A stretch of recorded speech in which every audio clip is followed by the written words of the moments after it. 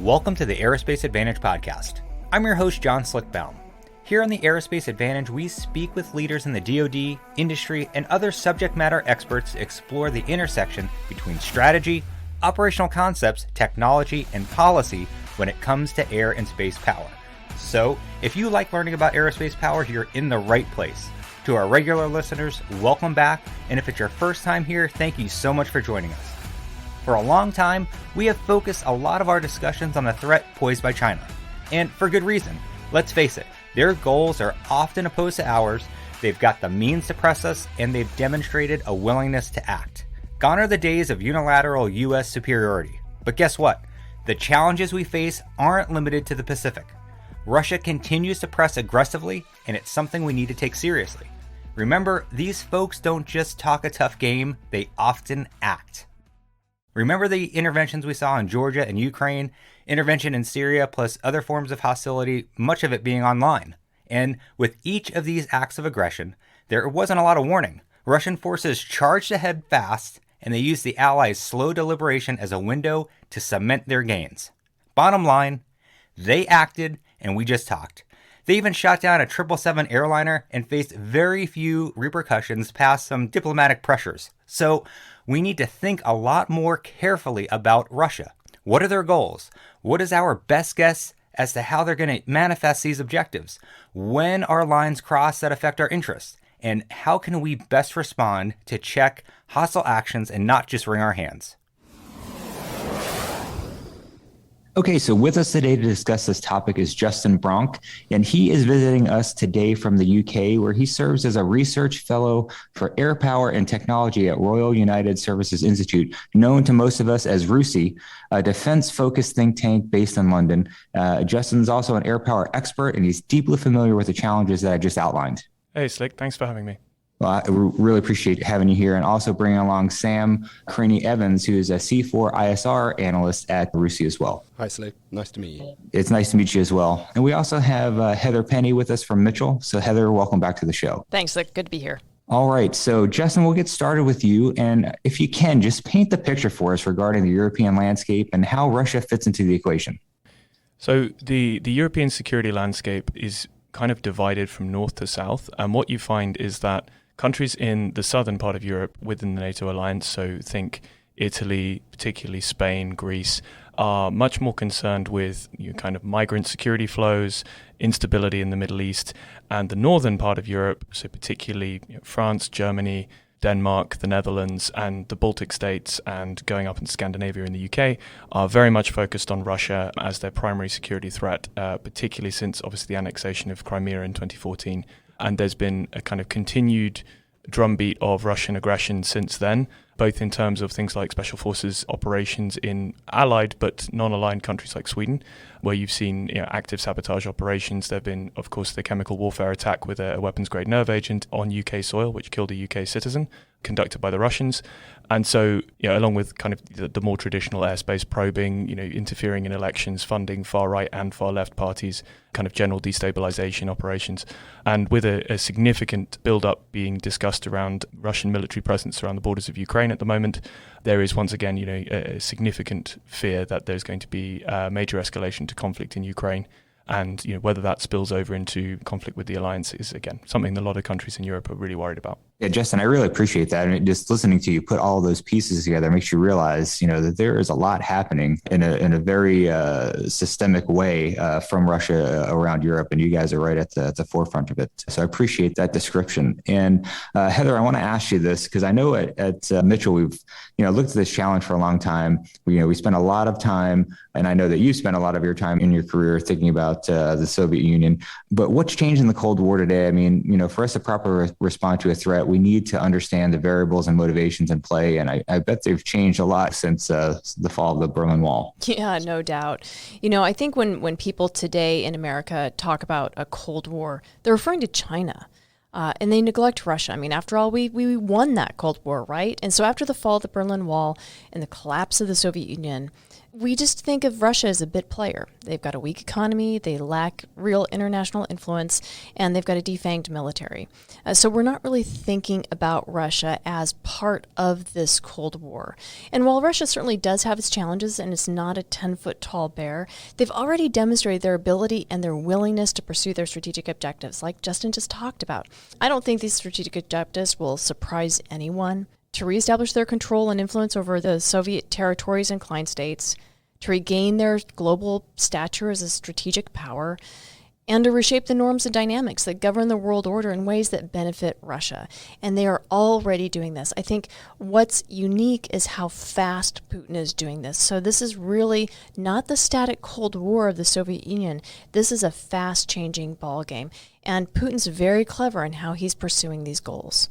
Well, I'm glad you brought up Putin there. And I want to ask Justin directly to drill down a little bit more. And, let's play a little game here. If we had the ability to meet with Putin and his top leaders, what do you think we'd hear from them most? And what do you think their main objectives are? And how does that relate to how they engage in the diplomatic community? So I'd say Russia's kind of key objectives at the head of state leadership level, although a lot of Russians who are familiar with it would kind of refer to the collective Putin, the sort of leadership strata in which Putin is kind of the first among equals, but he very much rules by permission from that kind of kleptocratic layer at the top of the Kremlin.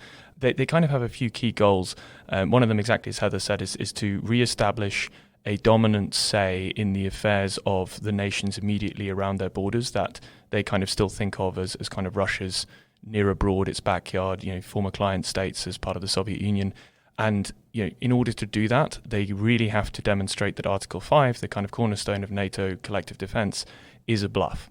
Because until collective defense is kind of discredited from the Russian perspective, they have to deal with even very small neighbors that they feel they instinctively should have a kind of defining say over their kind of major political decisions. So the Baltic states are obvious examples.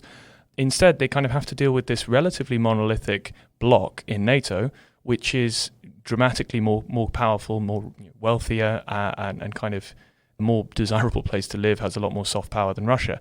If they can demonstrate through kind of limited military action with a sort of overwhelming concentration of force in a limited area that the alliance doesn't have the stomach to actually go and fight the Russians over, say, a sliver of Estonia or something, if they can do that, then suddenly collective deterrence kind of evaporates, and once again, all of those kind of neighboring states have to go back to dealing with Russia as the big neighbor on a bilateral basis, and suddenly they have a kind of controlling say again. So a lot of the military concerns are around the fear that the Russians will do something that is large enough and bold enough to demonstrate that there should be a response under Article 5, that it's a clear Article 5 violation of kind of alliance member territory, but is too small to kind of justify to the main publics of the kind of major NATO powers, the US most obviously, but also France, the UK, to kind of justify to their publics that a military response is required. So that's where a lot of the fear is. And of course, number one priority in any kleptocratic dictatorship is they want to stay in power. They worry about particularly color revolutions as they see it. So they see, for example, the revolution in Ukraine, the Maidan, as Western CIA kind of inspired and controlled. Not the case, but they think it is. And so they're very worried about the kind of perception among their own people that Western-style democracy, freedom, alignment is preferable, and that the regime is seen as kind of losing its control or anything. So a lot of the external messaging that we worry about, one should remember it's primarily directed at their own people, because the biggest thing they fear is losing control as a regime. Gotcha. Okay. Well, and I appreciate that. And I'd like you to look through the lens of the recent Russian aggression and some of the things that you talked about. How do these motivations explain what we saw in Georgia, Ukraine, Syria, on the internet and beyond? So worth remembering, of course, Georgia, Ukraine, major Russian aggression in Europe, armed invasions of other European sovereign nations, but neither of them are NATO members. They were NATO partners, but that's a very different thing. They're not covered by Article 5. And what you see there is Russia basically fighting limited, sustained, high-intensity conflicts in short bursts in order to destabilize a significant enough chunk of both Georgia and Ukraine to basically get a controlling say over the decision-making process in each nation's capital. So, for example, in Ukraine, you have Donbass that is kind of occupied, forms this kind of festering sore, this frozen conflict in Ukraine that means that the government in Kiev basically is at kind of the mercy of Russia's ability to escalate or cause problems at any given moment, and kind of has this very expensive, very, very damaging, grueling kind of frozen conflict on its soil.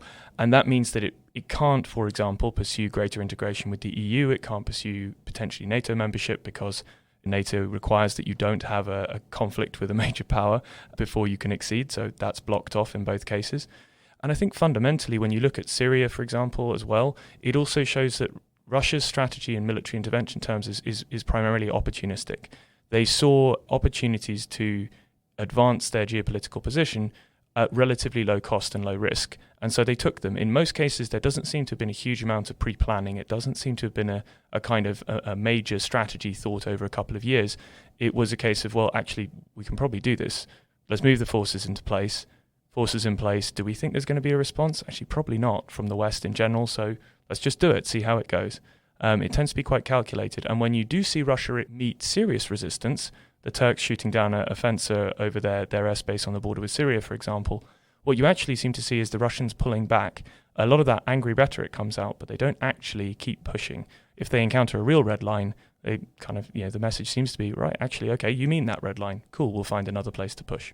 Tremendously interesting. And I want to switch over to Heather because we have a new national defense strategy under development. And how should we look at Justin's observations and impact for this effort? I mean, it sounds like we're talking about China all the time when we hear from our defense leaders, but I'm guessing there are important nuances that we need to highlight here. Well, Slick, I don't know that it's really a nuance that we're talking about here. And if you go back to what Justin said regarding Russia being an opportunistic actor, I think that clearly means that the new national defense strategy needs to consider two simultaneous conflicts going on at the same time. Because if we are engaged anywhere, for example, if something comes up in the South China Sea and we require, or even another minor regional conflict, you're going to see Russia take advantage of that. And so I think that that's really a key element there, is that we need to think differently about how we stage what this new national defense strategy is going to say. We need to move beyond a single conflict, be prepared for two simultaneous and major conflicts, and that's going to drive a very different posture. We know that there's a new posture under review. That probably means that we need to forward base back into Europe to be able to provide that kind of deterrent strategy and rapid response to be able to keep NATO strong at the same time that we're having to deal with China and their actions with Taiwan, as well as continuing to provide that kind of security and stability type operations around the globe that we've been doing for decades. So it's a much more complex environment than we've seen in the past. And the other thing we need to do is be able to deal with more gray zone type operations, because we've seen Russia exploit this. We're seeing China exploit this as well. And we don't have a strategy for how we deal with operations beneath those trigger points. Well, and Heather, just to quickly pile on there, what's your take on how the Hill and the broader policy community thinks about Russia today? Well, again, I think there's a fundamental neglect of Russia, not only as a major power, but again, as this opportunistic spoiler. So for many in the national security and defense community, I think we're treating Russia too much like an afterthought. Russia's excelling in information operations, propaganda, again, like I said, operating in the gray zone in ways that shy away from what could trigger a conventional response from us. And they do this knowing that we lack that kind of strategy or capability to check them within this gray zone, and importantly, check how they're operating information and propaganda and so forth here in the United States. So I think Russia's betting that we will be deterred by the threat of a hot war. I mean, just think about how we didn't respond to Georgia, how we didn't respond to the Ukraine, and look at all the rhetoric right now surrounding Poland and Belarus. I mean, it's all talk, but right now, not a whole lot of bite from the United States. So it's shocking to me that these past hostile actions have largely gotten neglected in today's security debate and really not getting a whole lot of attention on the Hill either. I think this actually increases the risk calculus for us because we're going to be more likely to be surprised. We're going to be scrambling for options, and we're not going to have not just simply the technologies and the operational concepts and the capabilities, but we'll fail to engage in that narrow window of opportunity. So it's another fait accompli, if you will, that we won't be able to check. Sure. Well, and I want to get Sam in on the conversation as well. And, you've been listening for a little bit, Sam. So what do you think about, Heather's comments so far? And what is it like in the UK and in the rest of Europe? And, does having Russia in your backyard serve as a focusing factor? Yeah, it definitely does serve as a focusing factor. I think from my perspective, one of the things that is really useful to focus on is the way that Russia has actually modernized since 2008.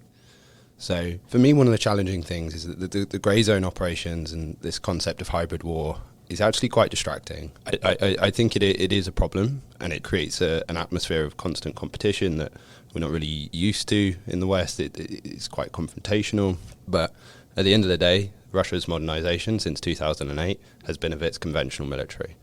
And I think kind of drawing on what Heather mentioned there towards the end is that there have been strong words over Poland and Belarus and even Ukraine, but the question is that the Russian military has actually modernized extensively. And deterrence, you can't deter Russia by countering its grey zone operations. It has to be deterred militarily because, as Justin said, it's an opportunistic power. So if it suddenly finds, for some magic reason, that it can't influence us through social media, it will look for other avenues because it sees influencing our populations as a valuable tool.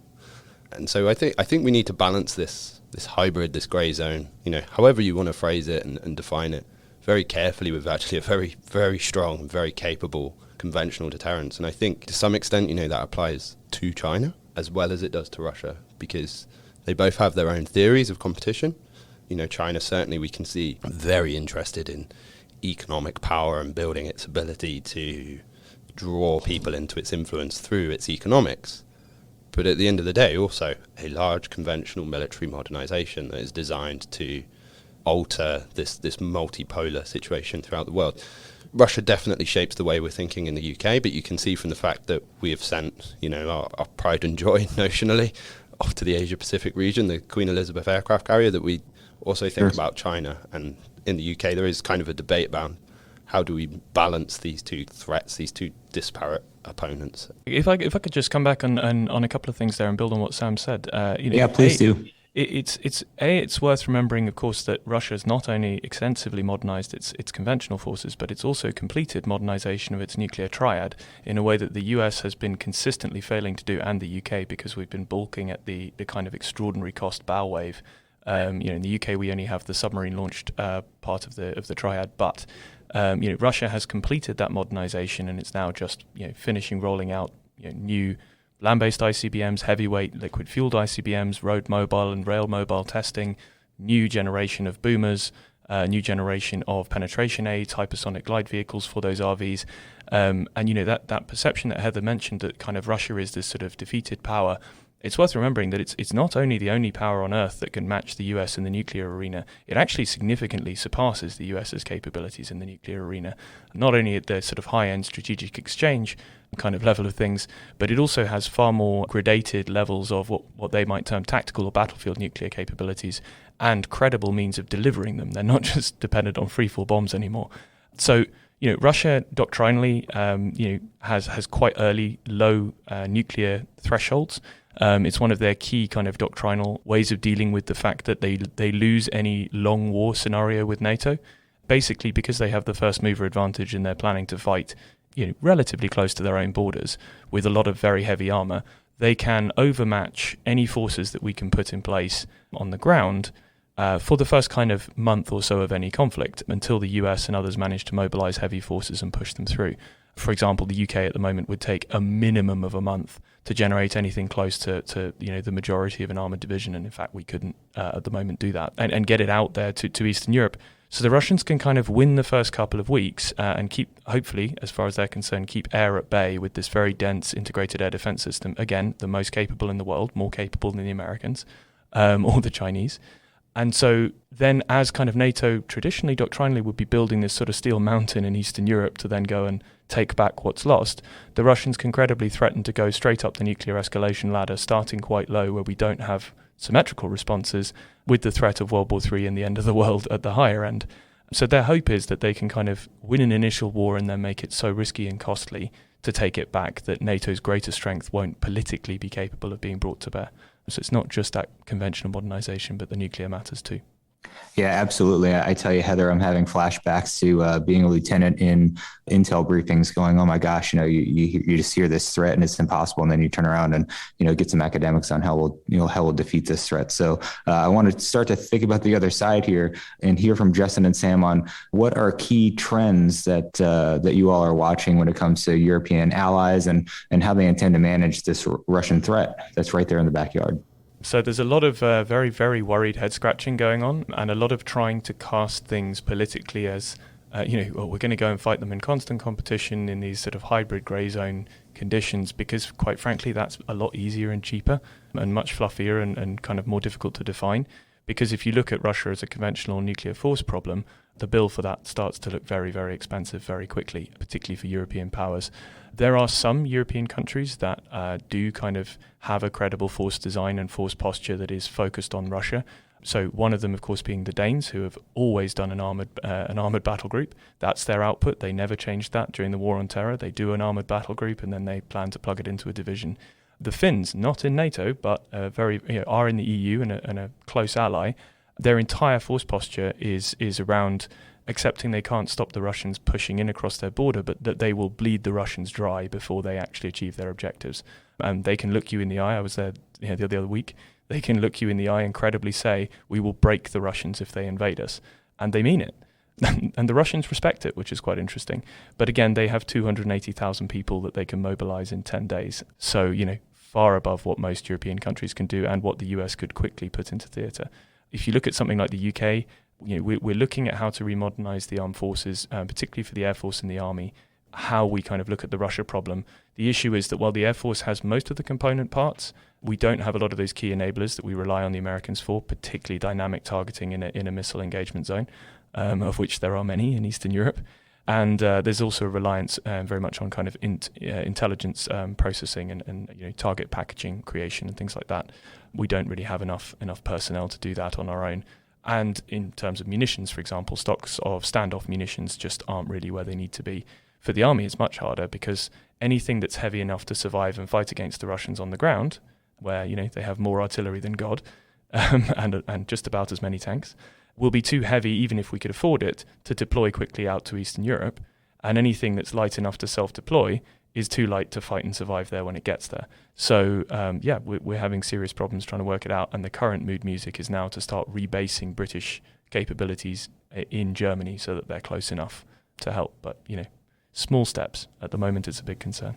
The way I kind of look at it is with Russia and China, there are actually opportunities, right? There are, kind of as you said, Heather, they're the 10-foot tall bear at the moment, at least. And their claws are massive and their jaws are massive and there's no way to get close to them. But if you look at them, there are similar weaknesses as there are in a NATO force, right? They're reliant on command and control networks between their artillery fire control systems and their artillery groups in exactly the same way that a NATO force is. So that is a weakness that can be focused in on and it can be unpicked. Their electronic warfare capabilities are comprehensive and they are designed to cover the entire electromagnetic spectrum for a reason, because they want to disorganize and disaggregate our command and control. But also, unlike a lot of advanced Western electronic warfare systems, they're very siloed. So you have one system that can kind of deal with satellites and a few other things, but it can't deal with anything outside of that bandwidth. Whereas in the US is working on systems that you will have one vehicle that can deal with most of the spectrum and can be very capable in that. So if you look at things like this, where they are reliant on all of these different vehicles, as soon as you start unpicking it, and you pick one system and you engage and destroy it, that system is no longer there to deliver the effects that they rely on to fight their type of war. And I think there are opportunities in the way that our adversaries notionally would choose to fight, and I think we need to talk about them as much as we talk about the risks that their way of war actually poses to us.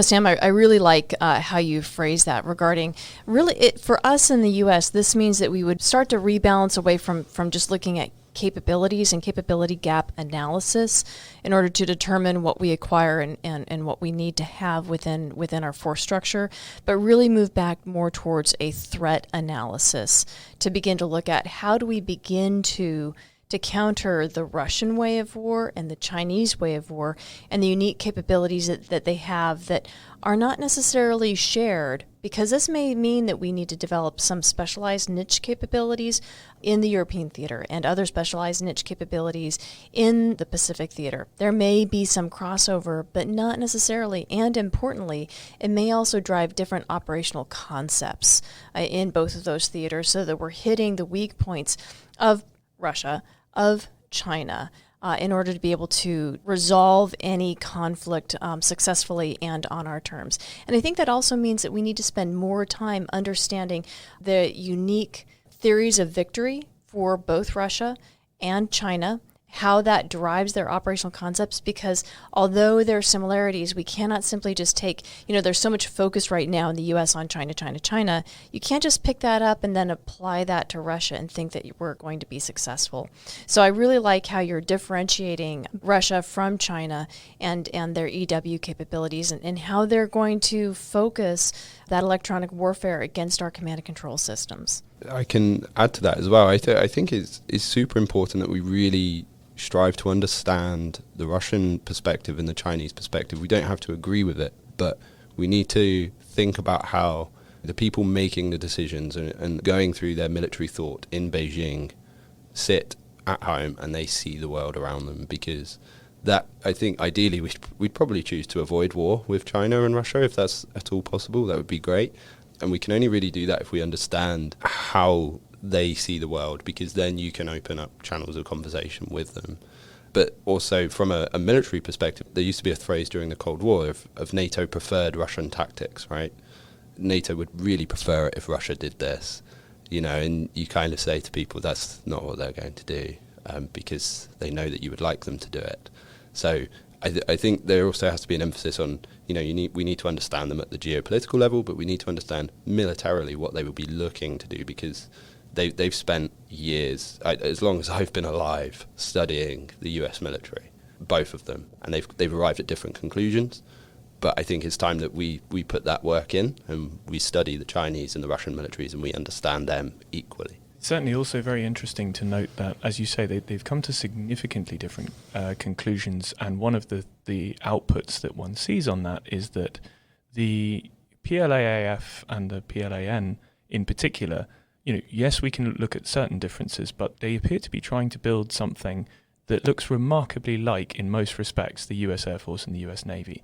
And that really isn't what you see with the Russians. The Russians have a very, very specific concept of war that is based on the fact that they plan to fight very close to their own borders.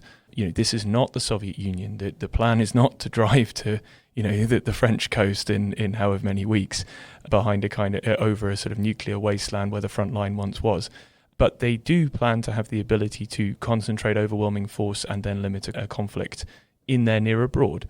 And so, for example, you see a much greater emphasis on heavy tracked vehicles, heavy tracked firepower on the ground, because if you only want to go about 50 to 150 kilometers from your own lines, that makes perfect sense. Your logistics can be push logistics, as the Russians are. They don't have to be pull logistics to support a significant expeditionary effort, and they can really rely on organic ground-based firepower to reduce their dependency on what we would probably term joint force effects or joint all-domain operations concepts, as we see kind of being pursued in ever greater vigor on both sides of the Atlantic. Because quite frankly, as you said, Sam, the Russians plan to kind of basically deny large parts of the spectrum in terms of the electromagnetic spectrum most of the time. And they understand that in doing so, they will frag their own communications as well as ours. So the ability to have ground-based formations which have most of their own required enablers within the formation and can actually proceed according to a relatively inflexible, but actually pretty non-comms dependent set of 12-hour orders instructions, including everything from air defense to bridging to kind of chemical troops to provide concealment and that kind of thing.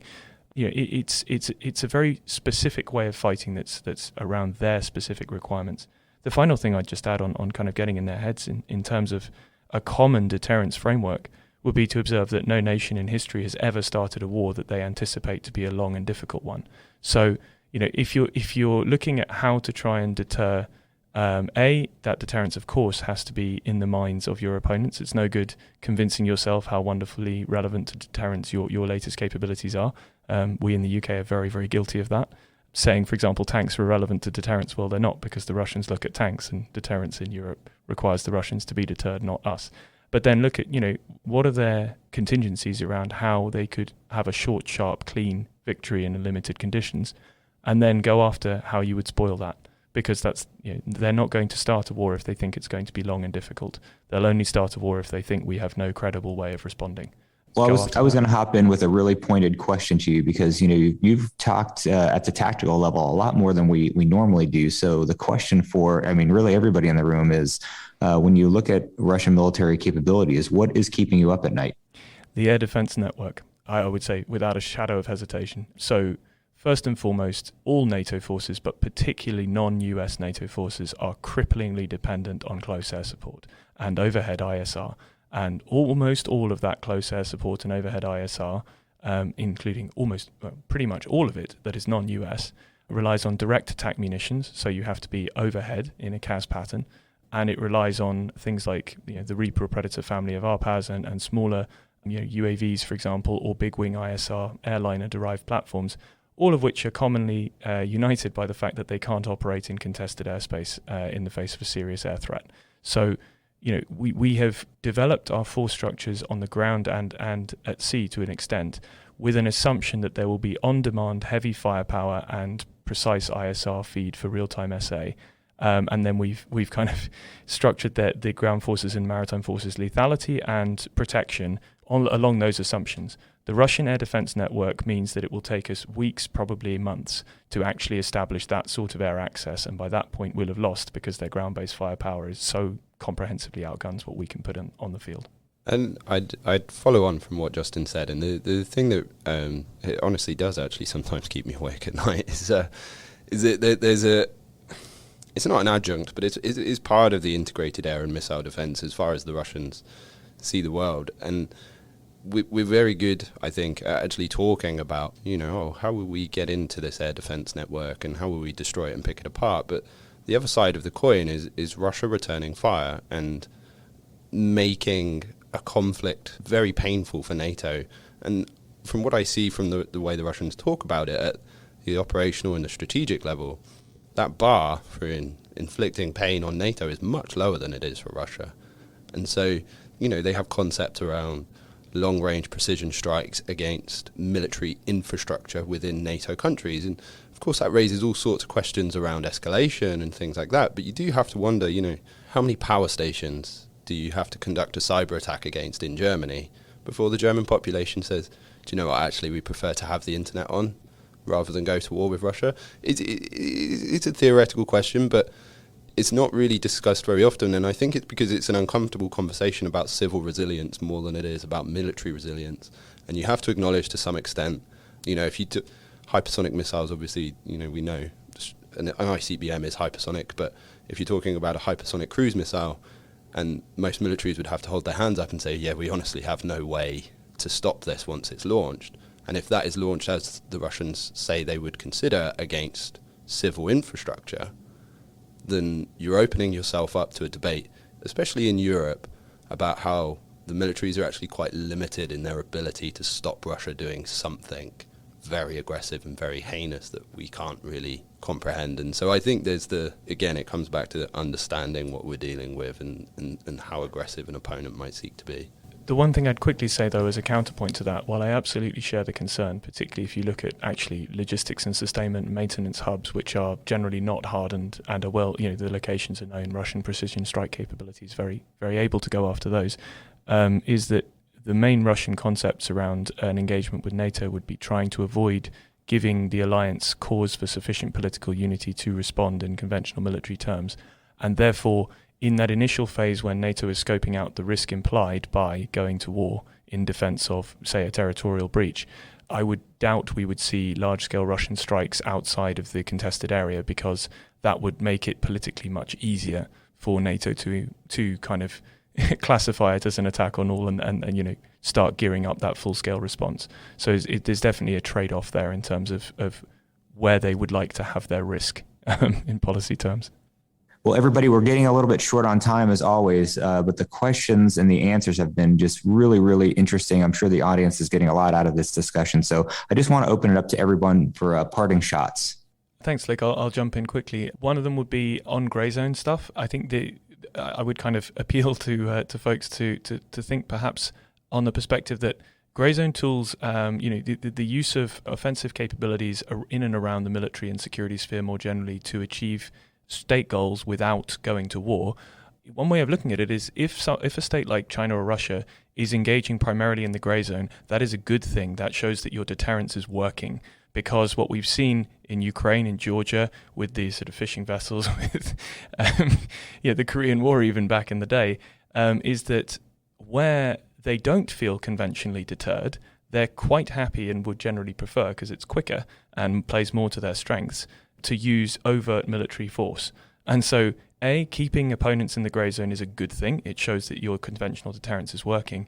And B, if you configure your armed forces and your defense capabilities more broadly, and this is more of a European danger than an American one, but to primarily compete in the grey zone, then there is nothing to stop your opponents saying, well, fine, you're more efficient in the grey zone, but now you can't counter us and match escalation in conventional terms, so we'll just choose to fight in a much more conventional sense. Good luck. So the grey zone isn't fixed, and it's defined by the defender. It's defined by what your own thresholds are for the use of symmetrical escalation of military capability. I would really urge people to try and see beyond kind of buzzwords and phrases. I know it helps to conceptually think about certain problems in a certain way, but I think we really do need to focus a lot more on, what would the PLA actually do if it tried to take Taiwan and the US Navy responded in force? What would Russia actually do if it looked to push across the borders in Europe and that kind of thing, and really try and understand that and the way that they talk about it, and put that at the heart of how we respond. So Slick, it's been a really interesting conversation, especially the way that Justin has sort of worked to reframe gray zone operations. I think from an American perspective, one of the challenges we have with that is that we don't have a interagency or effective interagency response to be able to deal with gray zone operations. So maybe we need to think about conventional responses or conventional deterrence that we would actually be willing to employ in order to be able to halt our adversaries from achieving their political objectives, even when they use gray zone operations.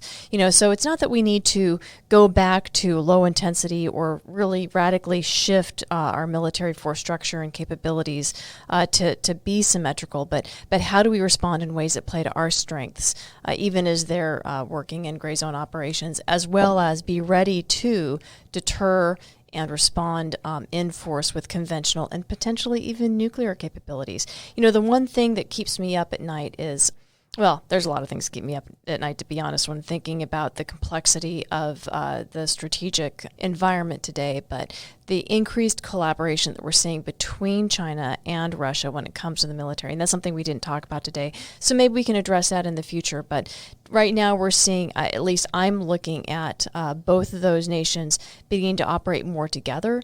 They're doing collaborative military exercises, and we've typically viewed Russia and China as maybe, there's a seam, a divide there, a frenemy element that we can exploit, but they might be becoming closer than we've expected in the past, and that's what concerns me.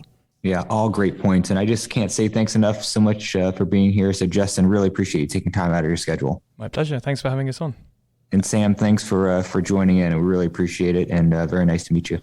No worries at all, and it's great to meet you all too. Heather, as always, I love having you on the podcast. Slick, great to be here. See you next time. Thank you, our listeners, for your continued support, and thank you for tuning in to today's show. We've got a lot of new and exciting content coming your way, including a few lighthearted flying stories for the holidays, and then some deep dives on space capabilities to kick off the new year. We will also be heading out to air and space events near you, so don't forget to follow or subscribe to the podcast. Also follow us on Twitter, Instagram, Facebook, or LinkedIn to find out where we will be next year, and also to learn about what the Mitchell team has in our site picture. And please, don't forget to leave us a rating. Hit the like button and follow or subscribe to the Aerospace Advantage. You can also leave us a comment to let us know what you think about the show or areas you think we should explore further. And visit us at mitchellaerospacepower.org to get the latest reports, events, and analysis that are charting vectors for our air and space forces. Thanks again for joining us. We'll see you next time. Stay safe and check 6.